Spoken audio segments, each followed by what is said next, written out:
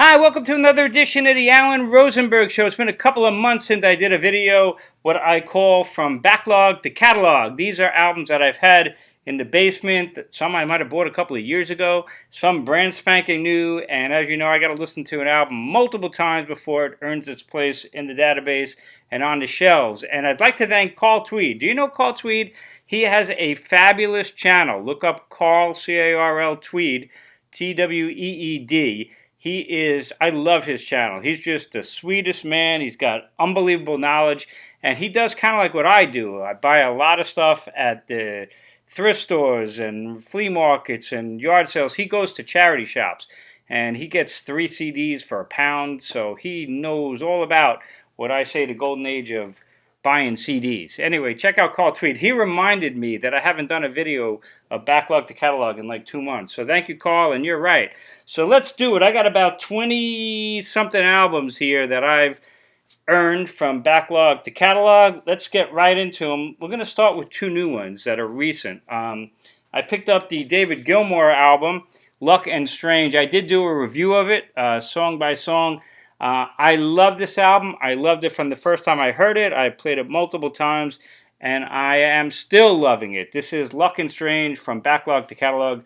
This obviously went right smack in, and I gotta say, my favorite song is still Between 2 Points, the one that Romany Gilmour sings, and for me, it is definitely one of the best songs of the year. That's how good that song is, I think.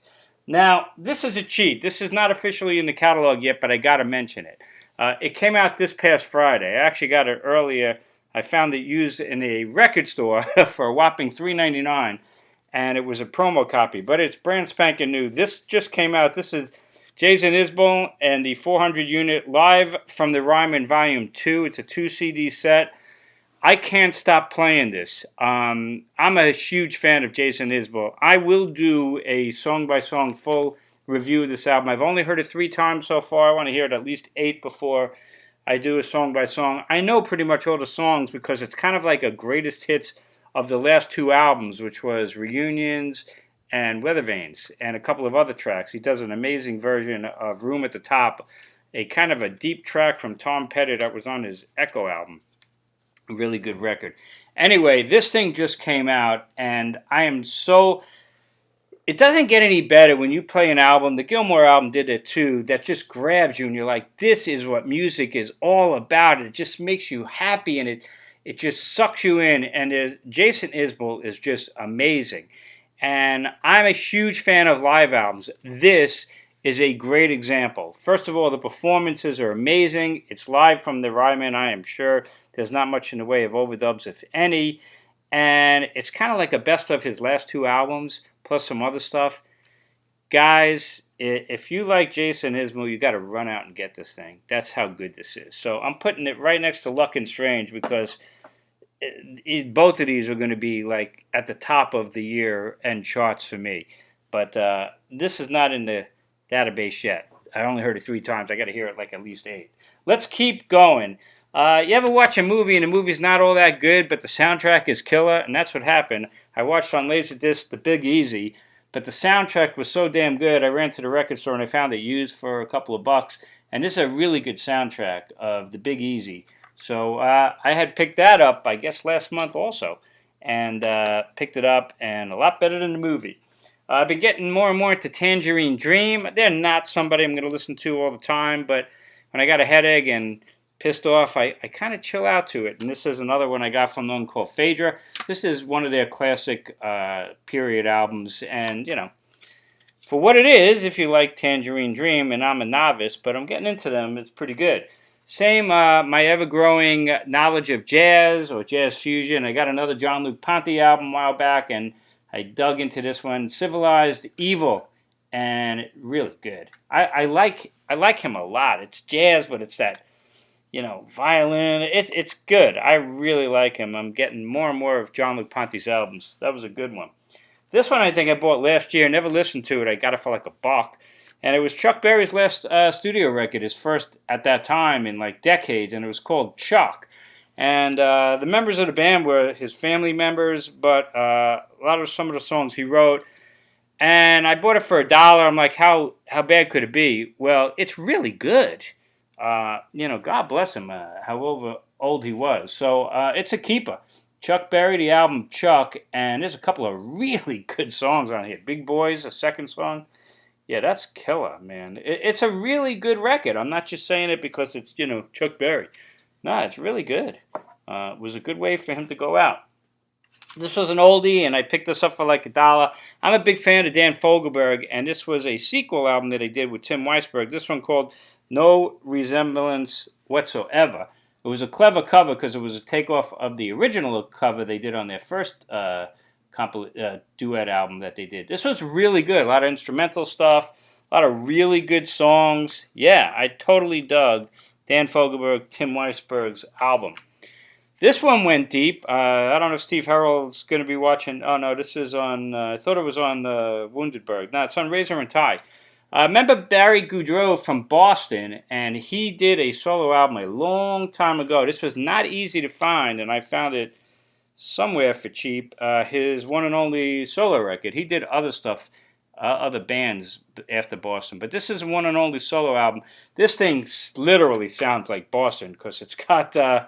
the same guys that were in Boston are on this album. You got Brad Delp on lead vocals, Frank Cosmo on lead vocals, who replaced Brad Delp in Boston, and you got Sid Hashian on drums. It's really Boston without Tom Schultz, and it's good for what it is. If you like Boston, it's a good record. Not the greatest thing in the world, but was a good find, and I'm kind of glad I got it. And Steve Harold, you can make fun of me right now. Yeah, I bought this one, Taylor Swift's 1989 Taylor's version. I'll tell you about Taylor Swift. She kind of reminds me of Eminem only in the sense that their albums are too damn long. Man, this thing's got 21, 22, I can't read the artwork, 22 songs on here or something like that. It's too long. I grew up in the 70s, man. Give me a good solid 45-minute album. I'm very happy. But some of it's really, really good. And some of it is really popish that I don't care for at all. But I got a good deal on it, and it's Taylor Swift. And go make fun of me, Steve Harold. That's okay. This is an old one. John Entwistle, you know him, the bass player of The Who. And this was, I believe, his last studio record. Correct me if I'm wrong, John Entwistle fanatics. Too Late to Hero. I always loved this track. This is an album he did with Joe Walsh and Joe Vitale. So a great lineup right there. And Billy Nichols. And I got a good deal on it and I picked it up. I always loved the title track. I have a couple of Entwistle albums, including compilations. So some of this stuff I knew. It's worth it just for Too Late to Hero. But, he's just okay. But that was kind of a cool find to have. You don't really find that all the time. I think I found this for $1 and I picked it up.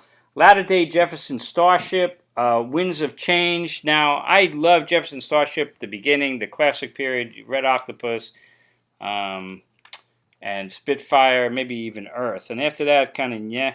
But this album did have Grace Slick back in the lineup, and Paul Kantner, and Craig Chiquico, great guitarist, and Ainsley Dunbar on drums. And it had Mickey Thomas, who was the lead singer at that point as well.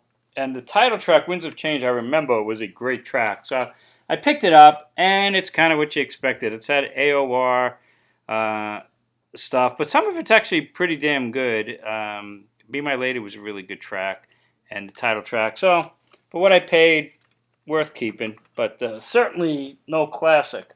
This was a cool find I found somewhere really cheap. Elvis Costello, a 2-CD compilation called UK, and you're like, I never heard of that, and that's because it's not a real album. It is a 2-CD set released by his publishing company to get people to cover his songs. And this was a really cool compilation. It's mostly Elvis Costello, but there is some cover versions on here of his songs. And man, it's loaded with tracks, and it turns out playing this was just wonderful. Turns out to be just like a great Elvis Costello compilation, of which there is a ton that are out there. So, this was a good find, and I found that for like next to nothing. So that was really cool. Peter Tosh, I think this was the only Peter Tosh studio record I was missing. Wanted, Dread, or Alive. And I knew a lot of these songs because I have his box set and some compilations. But this was another fine release. It was the last one he did, I believe, on Rolling Stones Records, too. So that was cool. That was a good one. And I had picked up this Noel Gallagher's album, Noel Gallagher and the High Flying Birds. This was the one called Chasing Yesterday. This was like a deluxe package. 2 discs and mighty fine. I am a fan of his voice, and I always say it kind of reminds me of the situation with The Who. Like, I like Daltrey, love Daltrey's voice, right? But I actually prefer Townsend's voice, as weird as that might sound. And, you know, Liam Gallagher's voice is great and so iconic with Oasis, but Noel Gallagher's voice is great. And I totally like those albums. Let's keep going. This is a bootleg. I got a lot of bootlegs. And this is Linda Ronstadt. And this thing is called Back in L.A. There was a time HBO first started out. They had broadcast a concert of Linda Ronstadt around the Mad Love time. So that was like 79 or 80. And it was a full concert that she recorded like in a Hollywood studio with an amazing, amazing band. Like, you know, Danny Korchmar, all those great players. And it was the most incredible concert. I had taped it on VHS, and it's long gone. And they finally, maybe 5-6 years ago, released a CD of it. Not a DVD, a CD. But it wasn't a complete show. And the whole complete show was incredible. And I refused to buy the CD because I'm like, it would piss me off. It was missing. This is a bootleg of the whole show. So I don't feel bad not buying the official one because you did a lousy job of releasing the CD. This is all on one CD. It fits. And look at that track listing. And it was a killer band. Oh, 1980. So there you go. And it's an amazing performance. There's Linda on the cover. I don't know what the deal is with that cover, guys. I don't know if she's wearing black underwear or what. But this is the most incredible live album. It's the greatest Linda Ronstadt album there is. I'm telling you. And if you go on, she does lives from the Knickerbocker. It's just amazing. But if you don't think that Linda Ronstadt could rock, go on YouTube and put on You're No Good from this concert. Trust me, you'll thank me. It's insane. It's insane. The band just goes on fire and jamming. Just fantastic. Let's keep going. A couple other bootlegs I had picked up. Ash, the band, from 2001. This was right before they released Free All Angels, and this is a really great compilation, live concert. They do Cherry Bomb, but they do a whole bunch of stuff, including Candy. It's one of my favorite songs. Morton, if you're watching this video, I know you're a huge fan of Ash. Do you like that song, Candy? I melt when I hear that. Aretha Franklin's the kind of person I only had compilations. I did pick up this album for cheap. The classic, I Never Loved a Man the Way I Love You, and this had a bunch of bonus tracks and remastered, and what can you say? It is a classic, and I absolutely loved it. What else did I get? I got this Fish Loaded bootleg. This is the band Fish, and they covered the Velvet Underground album Loaded, which is one of my favorite Velvet Underground albums, probably my go-to Velvet Underground album, and they do it with a lot of jamming, and they just play it from start to front, and it's great. And I also picked up a Stones bootleg called I Can't Get Next to You, and this was the opening night of the Voodoo Lounge Tour, and it just was a great example of the amazing set list they did, 27 songs. Unfortunately, the quality is lacking, man. It is an audience recording with talking and just not a great quality, but great set list. Let's keep going. Oh, all you Queen people who don't think I give Queen a fair shake, I picked up another Queen album.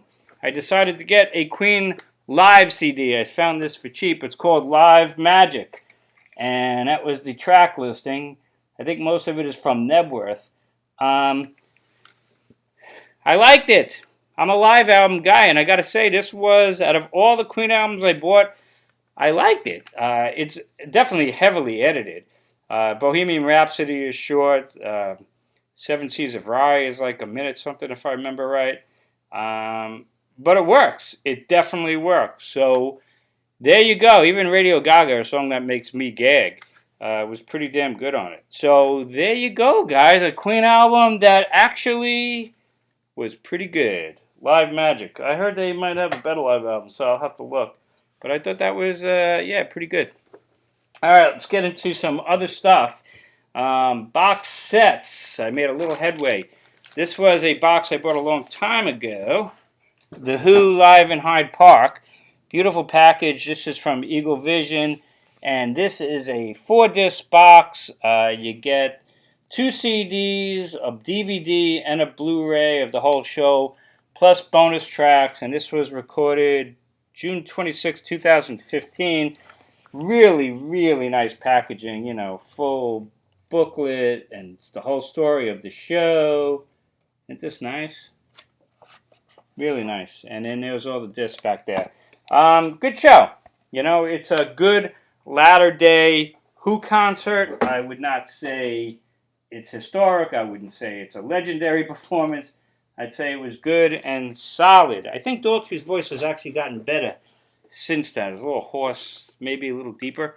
And this might look familiar. I got this pretty recently. This was a box set called Rock, Rhythm, and Doo-Wop, the greatest songs from early rock and roll, over 60 tracks. This was on Rhino, 3 CDs, and I pulled this up and started playing it right away.